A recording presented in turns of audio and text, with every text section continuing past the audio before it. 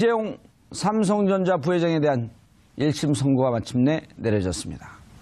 재판부는 이재용 부회장에게 징역 5년을 선고했습니다. 얽히고 설킨 혐의들에 대해 재판부가 어떤 판단을 내렸는지 분석해 보도록 하겠습니다. 자, 이 문제 관련 세 분 모시고 말씀 나눠봅니다. 김대현 중간조선 기자 계속 자리 지켜주고 계시고요. 네. 자, 김종보 변호사 자리하셨습니다. 예, 원래 안녕하세요. 이재화 변호사가 나오기로 했는데 이재화 변호사가 이 문제에 대해서는 나보다 더 전문가다. 김종보, 붉은 악마의 주인공 김종부가 아닌 김종보 변호사를 추천한다. 그래서 오늘 오신 거예요. 아유, 뭐, 과찬이셔가지고. 예. 이재화 변호사 말이 좀 뻥이 심합니다. 네. 동의합니다. 예. 보고 있나, 이재화. 자, 최영일 평론가 네. 자리하셨습니다. 안녕하세요. 예. 어떻게 보셨어요? 취재 방청하셨나요? 아니요, 안 했습니다. 네, 방청은. 기자들은 다 들어갔죠? 48개, 매체의 기자들이 들어간 걸로 알고 있고요. 예. 그리고 추가로 그 신청한 언론사가 있기 때문에 다시 또 언론사 몇몇 매체를 추가로 좀 안에 방청시킨 것 같습니다. 지금 이제 결과가 나왔는데 뭐 주제하시다시피 이재용 부회장의 경우는 징역 5년, 그리고 최지성, 장충기 두 분에 대해서는 징역 4년, 예. 박상진, 황성수 전무는 각각 징역 3년, 집행유예 5년, 그리고 또 징역 2년 6개월에 집행유예 4년을 받았습니다. 예. 크게 두 가지로 지금 분위기가 나눠지는 것 같은데 그동안에 무죄일 것이다라고 예상을 했던 분들은 좀 형량이 과하다 이렇게 바라보는 것 같고 그러니까 중형을 받아도 마땅하다 했던 분들은 그 12년 구형, 검찰이 12년을 구형했는데 징역을 좀 약하게 판결한 것이 아니냐. 그래서 지금 양측이 좀 대립하고 있고 특검에서는 항소를 통해서 무죄로 나온 부분도 다시 유죄를 입증 통해서 그러니까 처음에 얘기했던 구형량대로 조금 더 유죄를 입증하겠다는 입장이고 삼성 측 변호인단의 그 항소 제기하겠다라고 하면서 변호인이 얘기했던 부분이 약간 좀 그 네티즌들 사이에서 비판을 받는 것 같습니다. 그분의 워딩이 하나도 인정할 수 없다라고 했고 그리고 항소심에서 우리가 주장했던 부분들에 대해서 모든 사안을 다 무죄임을 입증하겠노라 이렇게 밝혔는데 근데 재판부의 1심 판결의 상당 부분 인정할 만한 부분 그리고 또 굉장히 이성적으로 판단했다라고 하는 부분 이 부분이 아마 대체적인 중론이 아닐까 싶습니다. 네, 형량을 떠나서요. 네. 알겠습니다. 김 변호사님. 예. 자, 문제는 의미는 뇌물죄 그다음에 재산 국외 도피, 횡령, 배임 다 유죄로 인정했다라고 하는 데는 의미가 있어요. 예. 의미가 있는데 기본적으로 그 형법상 규정되어 있는 형량조차도 지키지 못한 거 아니냐. 라고 하는 부분에 대해서는 많은 분들이 실망을 감추지 못하고 있고 또 하나 우려는 지금 1심에서 5년인데 보통 항소심 가면 좀 깎이지 않습니까? 대체로 좀 깎이는 분위기죠. 그럴 수도 있고 아닐 수도 그렇죠. 있고요. 예. 근데 항소심 가서 3년이면 3년을 깎이면서 집행유예 5년 이런 프로세스로 가는 거 아니야? 라고 하는 두려움이 확 있는 거거든요. 어떻게 보셨어요? 오늘 그러니까 유죄를 인정한 부분과 형량 부분에 대해서 분석을 좀 해주시죠.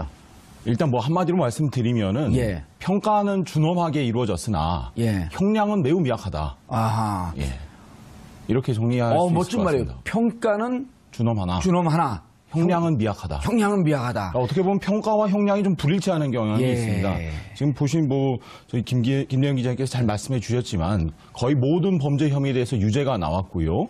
특히 이제 제3자 뇌물 공여에 대해서만 그 재단 부분에 대해서는 거의 다 무죄가 나왔습니다. 그러니까 미르 K스포츠 재단에 뇌물을 준 것은 아니다. 그렇게 평가할 수는 없다. 그걸 주는 순간 그 뒤에 서 있는 재벌 기업들이 줄줄이 유죄가 나올 수 있는 상황을 염두에 둔 거 아닐까요? 그건 재판부께서 아마 신경 안 쓰셨을 것 같은데요. 글쎄요, 어떻게 봐야 될지 잘 모르겠습니다만 저는 이 부분에 대해서도 마찬가지로 저는 유죄다라고 생각을 합니다. 왜냐하면, 미르재단이나 K스포츠 재단에 이렇게 강압에 의해서 돈을 줬기 때문에 그리고 돈을 주지 않으면 불이익을 얻을 수 있어서 이런 부분에 대해서는 좀 무죄다라고 판단하셨는데 예를 들어서 어떤 양심적 기업인이 대통령이 돈 내놓으라고 하는 거예요. 내가 재단 하나 만들 테니 거기다 돈 내놔라. 막 강압에 들어와서 누구는 줬지만 양심적 기업인은 안 줬어요. 그럼 엄청 불이익을 당했겠죠. 준 사람은 무죄예요. 안 준 사람은 핍박받고 이런 굉장히 잘못된 시그널이 되지 않겠습니까? 그렇게 그 비율을 드니까 딱 정확하게 이해가 되는데요. 따라서 이 재단 자체가 만약 창조혁신센터라든지 기타 관련 법령이나 공식적인 절차를 통해서 기업의 후원이나 이런 것들을 이끌어낼 수는 있겠죠, 정부가. 거기에 대해서는 뭐라고 하지 않습니다. 다만 완전 명백하게 드러난 바와 같이 미르재단과 K스포츠재단은 완전히 뭐 번개불에 콩 구워 먹듯이 행정부의 강압적인 절차에 의해서 뭐 하겠다라고 하는 것도 애매모호해 소리만 봐도. 그러니까. 예. 그다음에 이제 다 널리 알려져 있지만 최순실 씨가 다 뒤에 있었습니다. 예. 여기도 뭐 부정할 수 없는 사실이고요. 이러한 사실을 삼성이 몰랐다? 저는 그렇게 보지 않고요. 따라서 이제 이런 미르재단과 K스포츠재단의 뇌물을 제공한 것, 제3자 뇌물 공여죄 부분에 대해서도 유죄로 인정돼야 할 것 같습니다. 이 부분에 대해서 아마 항소심에서 특검이 치열하게 다툴 것으로 예상되고. 예. 근데 아마 그게 생각보다 쉽지 않을 것 같은데 만약에 이 부분을 말씀하신 대로 유죄로 인정했을 경우에는 약 59개, 한 60여 개 되는 회사들에 대해서도 다시 재수사를 해야 되는 상황에 직면하게 되는데 아마 그런 측면들을 법원 재판에서 좀 감안을 했을 것 같고 가만 안 했대잖아요. 아니, 감안을 안 할 경우에는 사건이 워낙 커지고 이것도 사건이 또 분산됩니다. 예. 그러니까 그런 부분들에 대해 감안하지 않았을까 싶고 다만 그 반대로 삼성에 대해서 기업들에 대해서는 처벌하지 않았을지 모르겠지만 그것을 받아서 유용하거나 그러니까 사익을 취한 형태로 최순실 혹은 뭐 박근혜 전 대통령 이쪽 부분에 대해서는 처벌을 할 수도 있지 않을까 하는 생각이 좀 듭니다. 그래서 그 재판 부분은 또 별개로 좀 두고 봐야 하지 않을까 싶은 생각이 듭니다. 아니 저는 이게 59개가 아니고 5,000개여도 잘못된 건 조사를 해야 되는 거죠. 아니 마을에 도둑이 많은데. 예, 그러니까 지금 말씀하신 게 많아서 귀찮아서 안 했을 리는 없지만 너무 많은 기업인들에게 이 처벌을 가했을 때 사회적 파장을 고려하여 뭐 이럴 수는 있는데 전 기준이 명확해요. 총수가 독대한 기업만 하면 돼요. 왜냐하면 대기업이 59개가 냈지만 앞에 재계 서열을 우리가 얘기하잖아요. 정경련에서 삼성이 50%를 냅니다. 200억 이상을 냅니다. 그럼 그 다음에 뭐 SK가 이제 100억을 냅니다. 딱딱 이렇게 쪼개서 내는 룰이 있잖아요. 그럼 총수가 독대한 기업이 5개예요. 거기만 조사하면 되죠. 59개가 아니라 나머지는 회원이니까 지도부가 내면 따라서 낸다. 헌금한다. 이런 개념으로 보고 저는 그래서 59개 다 조사할 필요는 없지만 이게 지금 그냥 면책할 사안은 절대 아니다. 알겠습니다. 왜냐하면요. 하나만 말씀드리면 이 K스포츠재단하고 미르재단은 최순실이 실질적 회장이라는 게 드러나 있어요. 재단은 재단 이사장이 하는데 이사장이 있었죠. 명목상. 뭐 이제 마사지 센터 원장 맞죠? 마사지 센터 아닙니다. 뭐 이런 분도 기억나고 하시잖아요. 있었지만 그분들은 실권이 없었고 최순실을 회장이라고 불렀는데 아니 K스포츠재단은요. 직원이 WK 직원하고 같이 해요. 그럼 같은 이게 회사지 무슨 이 간판만 재단이지 재단 아니잖아요. 그럼 여기에 대해서 총수들이 모르고 200억, 100억 기업이요. 1억을 문화자금으로 이 협찬을 하려고 해도 엄청난 결제를 거칩니다. 그거 2달 걸려요? 네네. 2달은 빠른 거예요. 6개월 정도 걸려요. 제가 그거 받아보려다 결국 못 받았어요. 못 받습니다. 그런데 이게 쾌척하듯이 수십억에서 수백억을 낸다? 이런 일을 벌였는데 이것은 뭔가 국가정책에 부합하여 사회적인 기여를 위해서 재벌이 출연한 돈이다라고 하기에는 너무너무 미심쩍죠.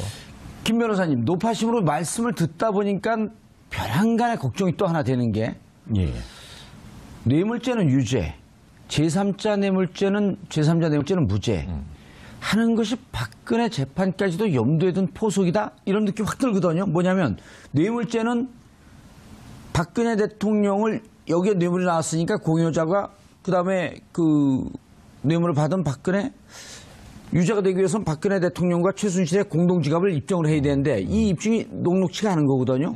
자, 뇌물죄는 최순실 뇌물죄. 자, 여기서 뇌물죄 요소 끝났어. 근데 박근혜 유죄를 걸 수 있는 거는 미르재단과 K스포츠재단 제3자 뇌물죄면 박근혜 대통령이 전 대통령이 바로 걸리는 거거든요. 이걸 좀 손을 끊어놓은 거 아닌가? 아니, 죄송합니다. 정봉천 의원님께서 잘못 보고 계신 것 같고요. 잘못 보고 있는 거예요? 죄송합니다. 지적을 지금 단순 뇌물죄가 인정됐고요.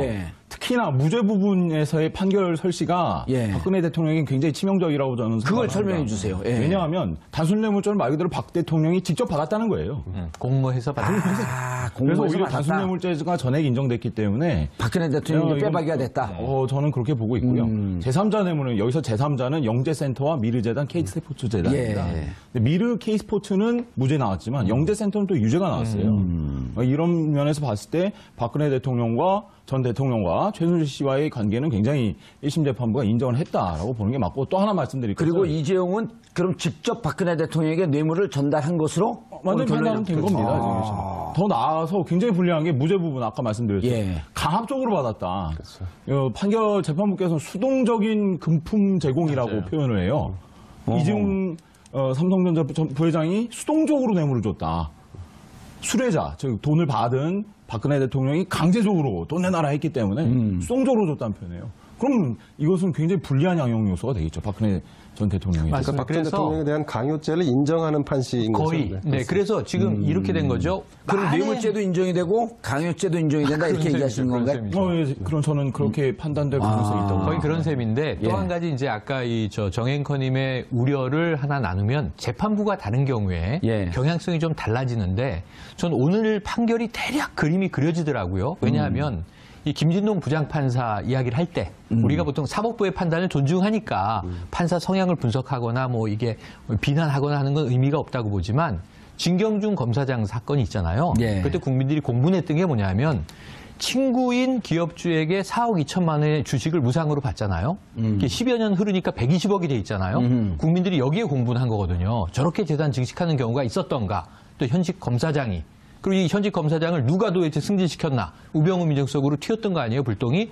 그런데 나머지가 이게 뇌물이 무죄가 된 게 아니라 진경준이 유죄를 받았기 때문에 해임되고 감옥에 갔는데 예. 그게 법인 차량 이용이라든가 소소한 가족들이 협찬받은 비용이 뇌물로 된 거고 이 4억 2천의 핵심적인 이 주식, 예. 주식 부분은 무죄를 했던 무죄를, 무혐의로 뇌물로 냈던 인정하지 않은 거거든요. 거죠. 그런 예. 면에서 재단은 무죄, 나머지는 유죄 이렇게 분리 선고하지 않을까 하는 예측들이 많이 있었어요. 그래서 제 주변에 통계적으로 베팅을 하지 않습니까? 예. 어떻게 판결될 것 같아? 기자들이 거의 5년일 것이다. 맞췄고요. 대부분의 법조인들은 5년이 뇌물 공여의 최대 형량이에요. 그러니까 뇌물을 받은 쪽은 형량이 무기까지 가지만 예. 뇌물을 준 쪽은 형량이 약해서 5년이 5년. 맥시멈인데 5년을 딱 채우고 사실은 나머지 4개가 유죄이기 때문에 가중을 하면 6, 7년쯤 될 것이다. 7년, 이게 8년, 법조인들의 7년 제일 많았었죠. 합리적인 판단이에요. 그럼 구형량이 한 절반 되니까 합리적이다 이렇게 봤거든요. 근데 그거보다 좀 더 깎았다. 이 부분은 좀 아무래도 찜찜한 여운이 남습니다. 재판부께서 이렇게 말씀을 하셨어요. 판결 선고하면서. 이 사건은 정치 권력과 자본 권력의 부도덕한 밀착이 사건의 본질이다. 그렇죠. 특히 조금 더 읽어볼까요? 피고인들을 승마 지원 관련된 뇌물로 약 73억 원, 피고인 이재용, 최지성, 장충기는 영재센터 지원 관련 뇌물로 약 16억 원을 제공하여 거액의 뇌물을 공여하였고 이를 위해 삼성전자의 자금을 횡령하였다.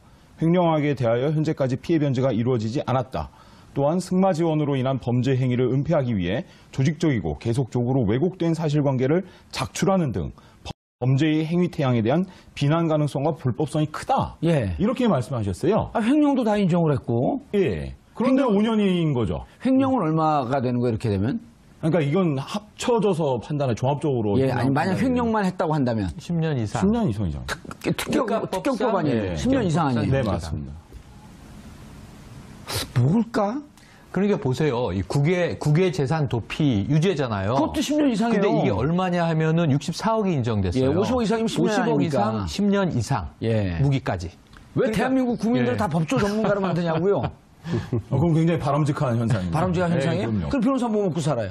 그래도 먹고 살 수는 있습니다. 이자 변호사는 늘 먹고 살기 힘들다고 손 벌리던데. 더 이상 코멘트하기가 어렵습니다. 김대현 네. 변호사님 그럴 뻔했어요. 기자님. 네. 삼성 변호사들 네. 네. 정말 무죄로 확신했을까요?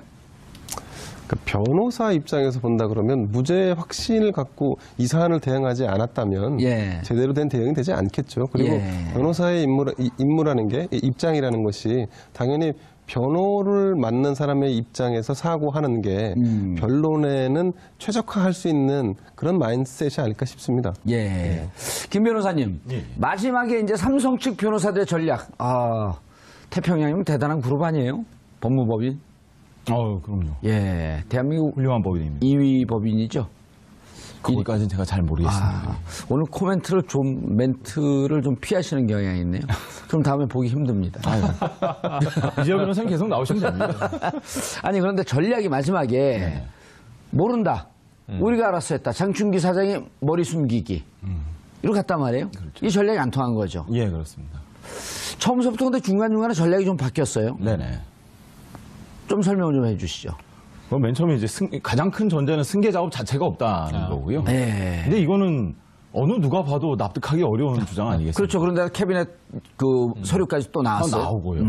그러니까 이제 삼성은 이미 이재용 부회장이 승계가 되었다. 그러니까 이미 탑으로 올라섰고 예. 추가적인 승계 작업 이런 건 없다. 이렇게 주장을 했던 것으로 2015년 7월에 M&A 할 때 그 연기금 들어가고 엘리엇과 뭐 이런 등등 과정이 그냥 다 이루어졌는데 네. 그게 무슨 승계냐? 그렇죠. 아하. 그 전에 이미 이재용 씨는 예. 삼성그룹의 총수로서 승계가 됐다는 예. 입장이었어요. 그리고 삼성물산과 제일모직의 합병은 뭐 각 회사가 알아서 한 거지. 이건 승계 작업과 무관한 거다. 그 대통령 만난 것도 그 이유인데 이게 무슨 대가성이냐? 그렇죠. 아하. 네, 계속 그렇게 주장을 했었다가 나중에는 가사, 그런 예. 승계 작업의 설사. 성격이 예, 있었다, 설사 있었다 하더라도 이러한 작업 지휘는 모두 최지성 미전 실장님, 예. 실장님께서 하셨기 때문에 이재용 부회장은 모른다. 이렇게 좀 전략을 아주 재밌어요, 그 대목이. 네. 부유한 집안에서 태어나서 세상 물정 모르고 한마디로 이재용 바보 그랬던 거 아니에요? 네. 예, 뭐 어떻게 말해야 될지 굉장히 애매한. 아니, 여기서 여러 가지 얘기가 참 어록으로 나왔죠. 예. 이 부친께서 생존에 계셨을 때 뭐 이런 이제 예. 실수도 나와버렸고 또는 이제 아버지에게 훈육받은 적은 있지만 여자에게 이렇게 질척받았던 적이 없다. 뭐 이런 얘기도 했고 대통령한테 혼난 거에 대해서. 그런데 저는 이 마지막 전략이 정말 오판이 된 게 뭐냐면 조윤선 전 장관의 집행유예 석방을 보고 그 위증 하나만 이제 이 유죄가 되면서 예. 아, 저렇게 될 수 있구나라고 전략을 막판에 뒤집은 잘못된 학습 효과가 있었다고 보고요. 예. 최후 진술을 보면 너무 엉뚱한 게, 자, 이재용 부회장은 이제 미전실이 그룹 전체를 운영하고 계열사별로 전문 경영을 하고 이재용 부회장은 삼성전자의 90%의 에너지를 쏟아서 전자 경영에만 힘쓰고 있고 합병은 계열사끼리 알아서 한 문제고 그런데 최후 진술을 뭐라고 했는지 기억나세요? 저희는 국민들의 노후 자금에 손대는 그런 부도덕한 기업 아닙니다. 아무것도 모르는 사람이 그 얘기를 할 필요가 없는 거잖아요. 노후 자금에 손을 댔다는 얘기네요?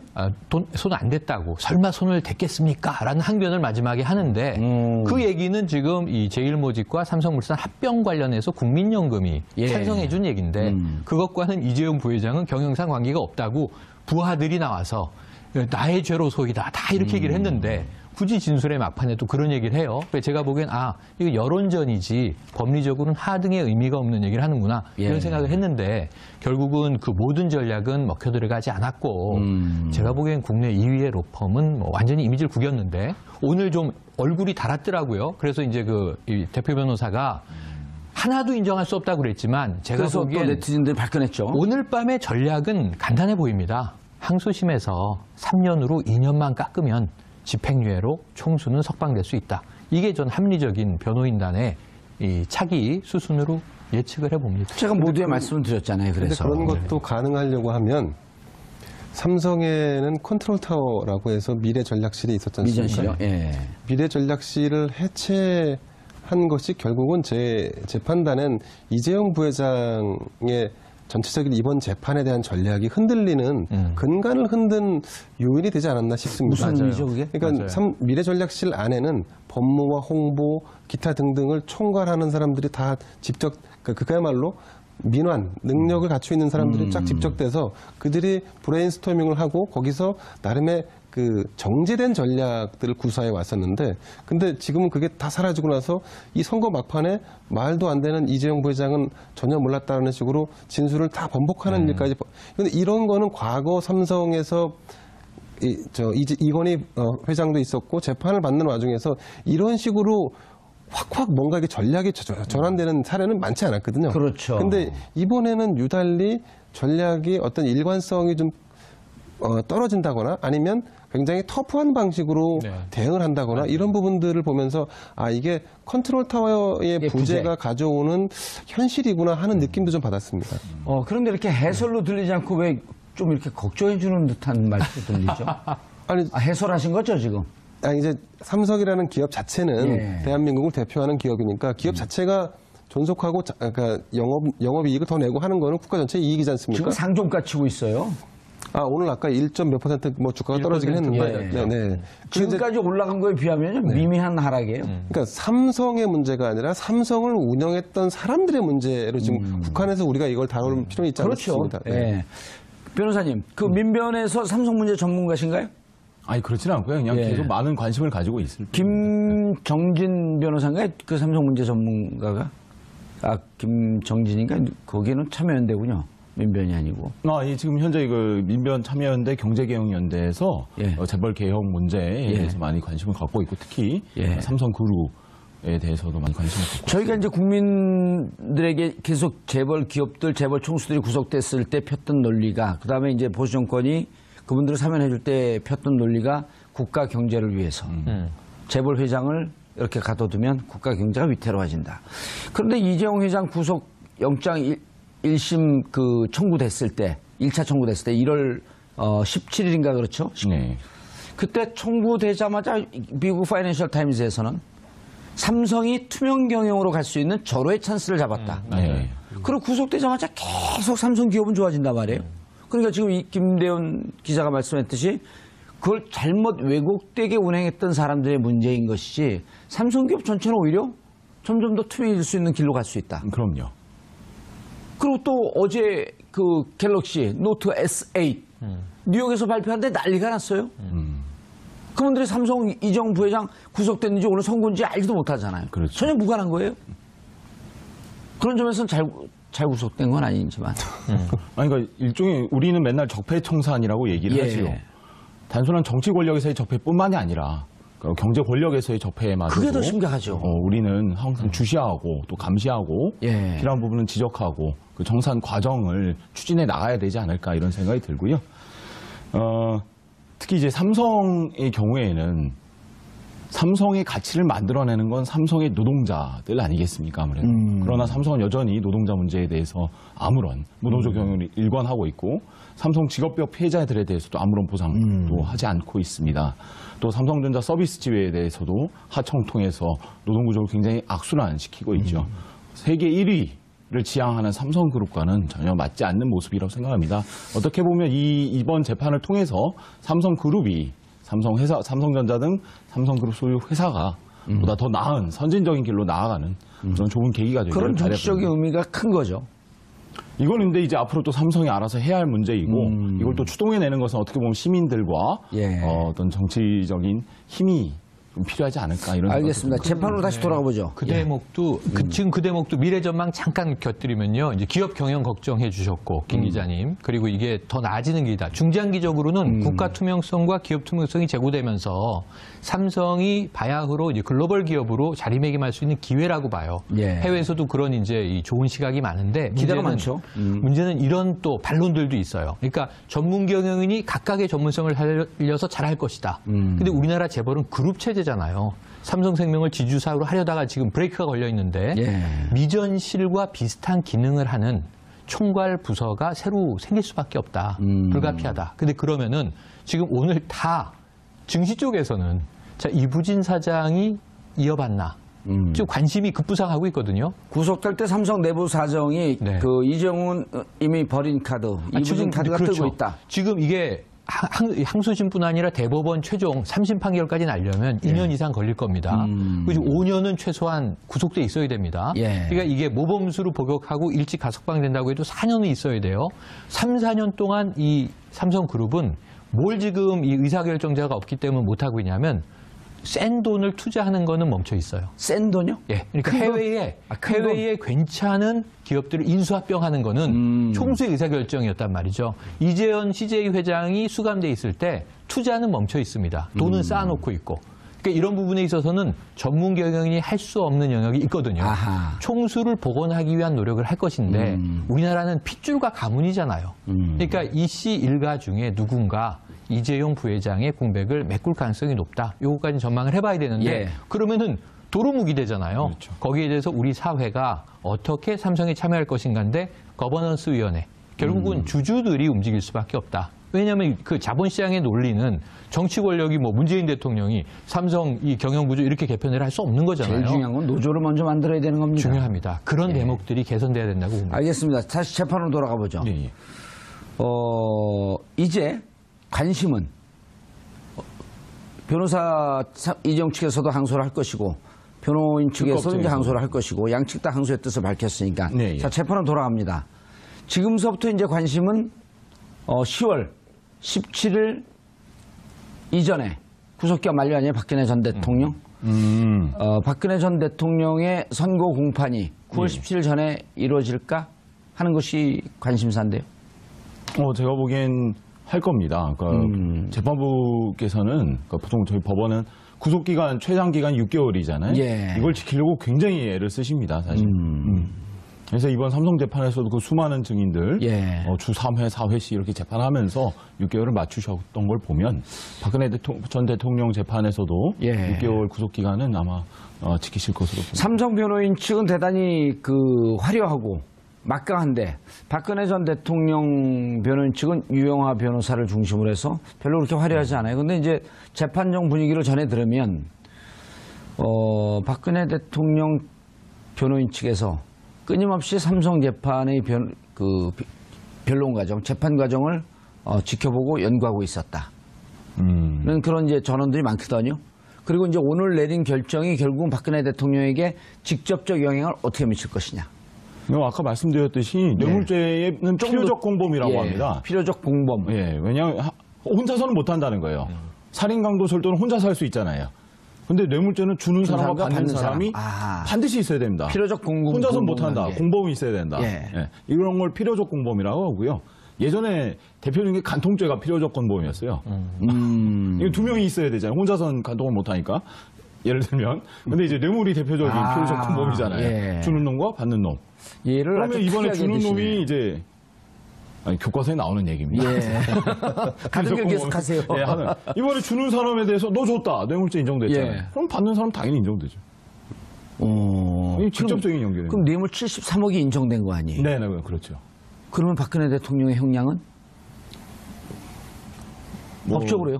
법적으로요? 최소 5년 이상은 나와야 되지 않을까요? 그러니까 50억 이상이면은 특경법 이상이니까 10년 이상이 법정형이고요. 그렇죠. 10년 이상. 그러니까 뇌물 수수하게 되면 5년 이상인데 10억 뇌물 수수액이 50억 이상이면은 50억인가요? 10억인가요? 50억, 5억, 50억 이렇게 5억, 50억. 50억 이상이면 10년 이상? 무기징역까지. 무기징역까지요? 네네. 그럼 오늘 잠 못 이루는 분들 두 분, 최순실까지 세 분. 그렇죠. 최순실은 또 어떻게 되나요? 이렇게 되면? 이거 최순실 같이 받았잖아요. 주는 사람 같이 받았으니까. 똑같이 하는 거죠. 그럼 이미 이 재판부는 박근혜 대통령 재판부 말고 이 재판부는 최순실과 박근혜 대통령이 공동 지갑이다라고 하는 것을 판결에 인용을 한 건가요? 그러니까 명시적인 편견은 없는데 그냥 줬다고 그냥 딱. 근데 오늘 그 대목이 중요한 건데 그동안은 경제 공동체라고 얘기했고 같은 지갑이라고 얘기했죠. 법적으로 경제 공동체는 존재하지 않습니다 하고 특검보가 나와서 경제적 이익을 공유했다 이렇게 또 표현을 해요. 근데 같은 얘기입니다. 표현만 다르지. 근데 오늘은 전 획기적이라고 봐요. 그 대목이. 뭐냐면 박 전 대통령과 최순실은 이 음모의 공범이에요. 대기업으로부터 돈을 받아내기 위해서 예. 두 명의 역할이 나눠져 있었고 조직적으로 예. 둘이 서로 플레이를 하지 않으면 돈이 굴러 들어올 수 없는 메커니즘이라고 설명을 하는 걸로 충분히 이해가 돼요. 왜냐하면 박 전 대통령은 정치 권력을 가지고 실질력의 대통령으로 강압을 했고 적극적인 압박을 했습니다. 거기에 수동적으로 뇌물을 이제 공유한 게 삼성이 된 거예요. 요 사건에선. 근데 그 돈은 다 어디로 갔냐면 주로 73억 플러스 동계 스포츠 영재센터 16억. 요게 네. 뇌물이거든요. 그러니까 이게 89억이거든요. 근데 요 금액이 전체적으로 다 최순실에게 꽂힌 금액만 계산한 거예요. 아까 이제 재단 얘기는 처음 했으니까. 미르재단, K스포츠 재단 빼고. 그러니까 뭐냐면 박 전 대통령이 야 돈 내놔 그랬는데 돈을 최순실이 받았어요. 예. 그러니까 이 둘은 경제적 공동체 이게 아니라 그냥 공모, 그렇죠. 공모로 본 것으로 봐서 이것만 가지고도 충분히 뇌물죄는 형성이 된다라고 판단한 게 심플하더라고요 생각이. 뭐 제가 읽어드릴게요. 이게 가장 확실할 거니까요. 예. 대통령은 그러니까 박근혜 전 대통령이죠. 대통령은 최서원과 오래전부터 개인적인 친분 관계를 맺어왔고 대통령 취임 이후에는 국정 운영에 있어서도 최서원의 관여를 수긍하고 그의 의견을 반영하는 관계에 있었던 점. 대통령은 김종등에게 승마 선수 정유라를 직접 언급하기도 하고 피고인 이재용과의 단독 면담에서도 승마 지원에 관한 특별한 관심을 보이면서 지원이 미흡한 경우에는 피고인 이재용을 강하게 지책하고 임원 교체도 구체적으로 언급하였으며 승마 지원이 이루어진 후에는 피고인들 측에 감사의 마음을 전하기도 한 점. 대통령이 최서원으로부터 삼성의 승마 지원 진행 상황을 계속적으로 전달받아 온 것으로 보이는 점. 대통령이 최서원의 독일 생활이나 승마 지원과 관련된 주변인들의 인사를 직접 챙기기도 한 점 등을 종합하면 대통령과 최서원의 공모 관계가 인정된다. 이렇게 공모 관계는 인정된다. 아니, 뭐 경제적 공동체 이런 문제는 아니거든요. 예. 아마 이제 그 시청자분들은 이제 그 점에 관심이 있을 겁니다. 이 재판 결과가 박근혜 전 대통령에게 어느 정도 영향을 줄 것이냐, 굉장히 큰 영향을 줄 겁니다. 그리고 그러면 얼마의 형량이 과연 나올 수 있느냐? 그걸 제가 물었어요. 근데 이제 제가 얼마의 형량이 나올지 우리가 지금 예단할 수는 없지만 한 가지 우리가 살펴볼 여지가 있는데 지금 이재용 부회장의 경우에는 감형을 고려할 만한 사안들이 있었습니다. 예를 들면 강요에 의해서 어쩔 수 없이 수동적으로 뇌물을 줄 수밖에 없었다라는 부분들이 감형의 사유가 있었다. 그렇습니다. 근데 지금 박근혜 전 대통령과 최순실 씨의 경우에는 감형을 고려할 사유가 거의 없어 보입니다. 게다가 모든 혐의를 다 부인 부정하고 있기 때문에 오히려 그 괘씸죄가 오히려 적용되면 적용됐지 감형의 사유는 제가 볼 때 많지 않아 보입니다. 근데 괘씸죄가 적용할 수 없는 게 무기의 괘씸죄는 없어요. 근데 무기 위에. 말씀을 드리자면 그렇다는 거죠. 아니 박근혜 전 대통령을 좀 비호하고 변호한 듯한 말씀을 이제까지 하신 거로 제가 착각해서 착각을 했네요. 죄송합니다. 지금까지 김대현 변호사에 대한 오해, 편견, 김대현 기자에 대한 오해, 편견을 가졌으면 제가 사과하고 하야하겠습니다. 저는 뭐 그냥 있는 그대로 항상 말씀을 드렸지. 뭐 이거 중요한 포인트거든요. 감형의 사유가 보이지 않는다. 그렇죠. 오히려 가정하면 가중 요소가 되겠죠. 아니, 보통 우리 시청자나 국민분들이 예를 들어갖고 최고 형량이 10년인데 왜 5년이 나왔지? 이런 거 궁금해 하거든요. 그 깎아줄 수 있는 거 아니에요. 판사의 재량으로. 그러지 않나요? 그렇습니다. 예. 그런데 제가 그러면 근데 그럴 때는 감형의 사유가 분명해야 되잖아요. 그렇죠. 이러이러한 사유로 5년에 처한다. 그 양형 이유가 아까 나옵니다. 아까 말씀드렸듯이 이 사건은 정치 권력과 자본 권력의 부도덕한 밀착이 사건의 본질이라고 하시면서도 수동적 뇌물 제공 경위, 명시적이고 개별적 청탁 및 부당한 결과의 부존재, 승계 작업과 무관한 지배구조 개편의 필요성 등은 피고인들에게 유리한 양형 요소이다라고 판단하셨어요. 근데 저는 진짜 좀 여기서 의문을 갖는 것이 이 삼성물산과 제일모직이 합병하고 그 앞에 수많은 에버랜드부터 시작을 하죠. 이런 일련의 과정들, 이 모두 다 승계 작업이고, 이와 무관한 회사들만을 위한 사정이 있었다고 보신 거예요. 저는 이게 뭘까? 좀 이해가 안 됩니다, 사실. 이게 왜 유리한 양형 요소가 될지. 그래, 저도 이렇게 들어보는데 한 번도 안 봤거든요, 저는. 근데 얼핏 들을 때 전혀 이해가 잘 안 돼요. 자세한 거는 판결문을 좀 봐야겠습니다만. 예. 근데 판결문을 얼핏 들으면 이해할 수 있는 사람이 많지 않습니다. 저는 그 얼핏 들을 때 더 잘 이해를 하거든요. 아, 그렇습니까? 근데 얼핏 들었는데 이해가 잘 안 돼요. 예. 집중적으로 들으면 더 헷갈려요. 이 용어들이 헷갈려갖고. 더 집중하셔야 됩니다. 최현 평론가님, 지금 재판, 박근혜 전 대통령 재판은 많이 진행이 안 됐잖아요. 발톱도 아프고. 아닙니다. 그래도 많이 진행됐습니다. 그래도 많이 진행됐네. 그러니까 이 발톱이 아파서 이 성모병원에 한번 007 작전이 있었죠. 예. 미라 작전이라고 해야 되나요? 어쨌든 이렇게 둘러싼 코스프레 아니 아프니까 갔겠죠. 그렇죠. 아파서 갔다고 일주일에 인정하고 4번씩 재판했잖아요. 네네. 주 4일씩 가는데 광복절 하루 쉬고 전날 쉬고. 그러니까 사실 병원 간 날도 재판을 하고 병원을 간 겁니다. 그리고 아프다고 이제 재판 진행되다 한번 정회되고 이런 걸 합치면 지금 전체 속도에서 봐서 결근했다, 결석했다 이렇게 표현하면 많이 빠지진 않았어요. 그래서 지금 재판부가 10월 16일을 목표로 달리고 있는데 제가 보기에는 거기서 한 2, 3일이 빠져도 전체 재판 진행 속도에는 큰 무리가 없을 정도로 알겠습니다. 보여집니다. 자, 이제 본격적으로 재판 박근혜 전 대통령 재판에 집중하는데 간단하게 10초만. 자, 요 사이에 우병우 전 수석에 대한 수사를 중앙지검에서 전격적으로 지금까지 하고 있었는데 전격적으로 속력을 붙일 것 같다라고 하는 관측도 있는데요. 어떻게 보세요? 그건 중앙지검에서 해야 할 문제라고 생각합니다. 그걸 분석하라고 나온 거예요. 사전에 고지가 없어서 지금 말씀드리는 겁니다. 예, 왜냐하면 청와대 캐비넷 문건 꽤 나왔기 때문에 거기에서 피할 수 없는 거 아니냐? 지금 재판부가 지휘를 하고 있죠. 오히려 윤모 전 과장에 대해서 이 법정에서 즉시 압수수색하라 해서 증거도 찾게 하고 검찰이 좀 그동안 미흡하게 대응했던 것들을 재판부가 수사 지휘를 해서 채워나가는 형국이에요. 반전이 있을 거로 봅니다. 우병우 전 수석이요. 알겠습니다. 정확하게 이해가 되는데요. 따라서 이 재단 자체가 만약 창조혁신센터라든지 기타 관련 법령이나 공식적인 절차를 통해서 기업의 후원이나 이런 것들을 이끌어낼 수는 있겠죠, 정부가. 거기에 대해서는 뭐라고 하지 않습니다. 다만 완전 명백하게 드러난 바와 같이 미르재단과 K스포츠재단은 완전히 뭐 번개불에 콩구워 먹듯이 행정부의 강압적인 절차에 의해서 뭘 하겠다라고 하는 것도 그 애매모호해 소리만 봐도. 그러니까. 그다음에 이제 다 널리 알려졌지만 최순실 씨가 다 뒤에 있었습니다. 여기도 뭐 부정할 수 없는 사실이고요. 이러한 사실을 삼성이 몰랐다? 저는 그렇게 보지 않고요.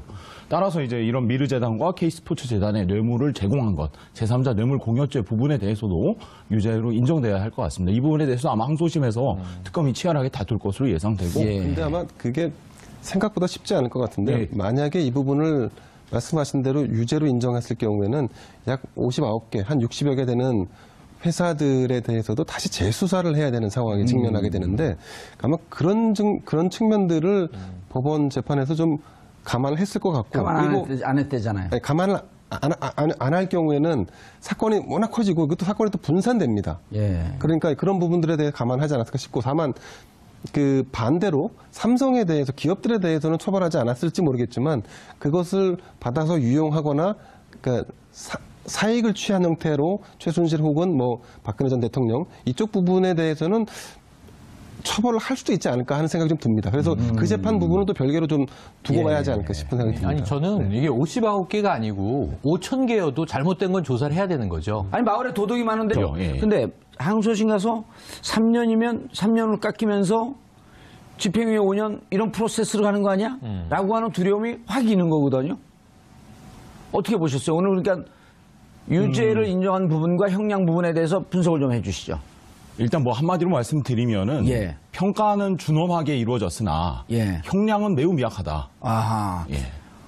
이렇게 정리할 수 있을 것 같습니다. 멋진 말이에요. 평가는 준엄하나. 형량은 미약하다. 형량은 미약하다. 어떻게 보면 평가와 형량이 좀 불일치하는 경향이 있습니다. 지금 보신 뭐 저희 김대현 기자님께서 잘 말씀해 주셨지만 거의 모든 범죄 혐의에 대해서 유죄가 나왔고요. 특히 이제 제3자 뇌물 공여에 대해서만 그 재단 부분에 대해서는 거의 다 무죄가 나왔습니다. 그러니까 미르 K스포츠 재단에 뇌물을 준 것은 아니다. 그렇게 평가할 수는 없다. 그걸 주는 순간 그 뒤에 서 있는 재벌 기업들이 줄줄이 유죄가 나올 수 있는 상황을 염두에 둔 거 아닐까요? 그건 재판부께서 아마 신경 안 쓰셨을 것 같은데요.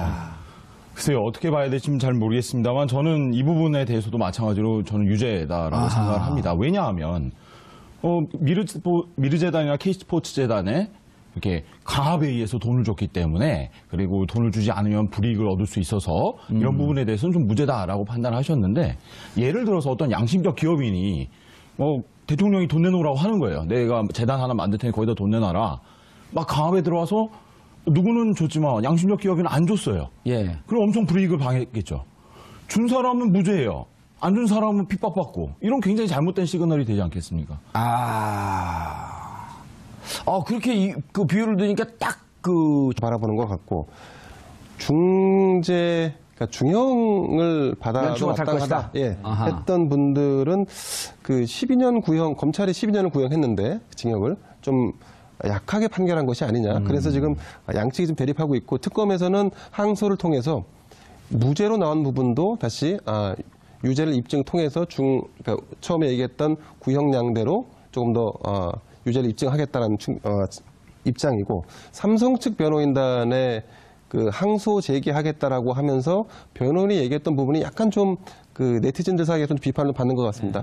그분의 워딩이 하나도 인정할 수 없다라고 했고 그리고 항소심에서 우리가 주장했던 부분들에 대해서 모든 사안을 다 무죄임을 입증하겠노라 이렇게 밝혔는데 근데 재판부의 1심 판결의 상당 부분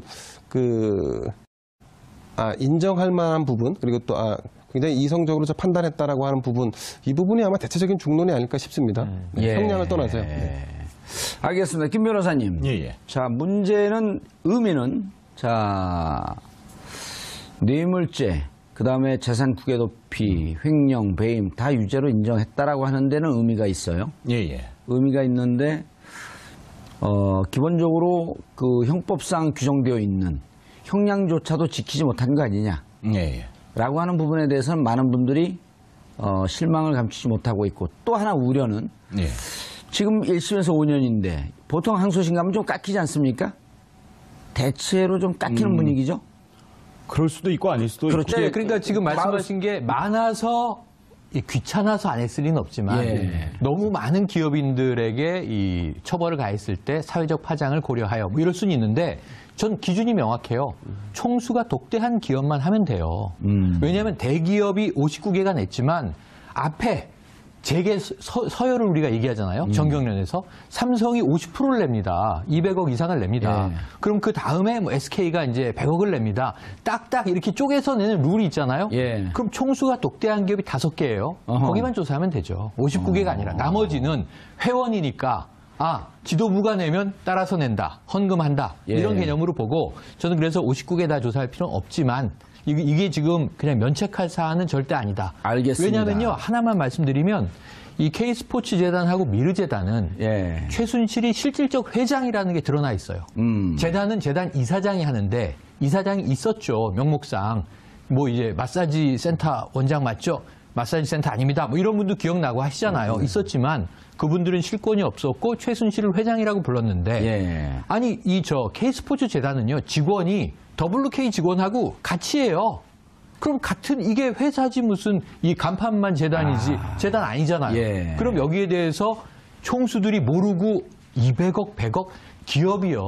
1억을 문화자금으로 이 협찬을 하려고 해도 엄청난 결제를 거칩니다. 그거 2달 걸려요? 네네. 그럼 2달은 빠른 거예요. 6개월 정도 걸려요. 제가 그거 받아보려다 결국 못 받았어요. 못 받습니다. 그런데 이게 쾌척하듯이 수십억에서 수백억을 낸다? 이런 일을. 이재용 삼성전자 부회장에 대한 1심 선고가 마침내 내려졌습니다. 재판부는 이재용 부회장에게 징역 5년을 선고했습니다. 얽히고 설킨 혐의들에 대해 재판부가 어떤 판단을 내렸는지 분석해 보도록 하겠습니다. 자, 이 문제 관련해 세 분 모시고 말씀 나눠봅니다. 김대현 주간조선 기자 계속 자리 지켜주고 계시고요. 자, 김종보 변호사 자리하셨습니다. 원래 안녕하세요. 이재화 변호사가 나오기로 했는데 이재화 변호사가 이 문제에 대해서는 나보다 더 전문가다. 김종보, 붉은 악마의 주인공 김종부가 아닌 김종보 변호사를 추천한다. 그래서 오늘 오신 거예요. 과찬이셔가지고. 이재화 변호사 말이 좀 뻥이 심합니다.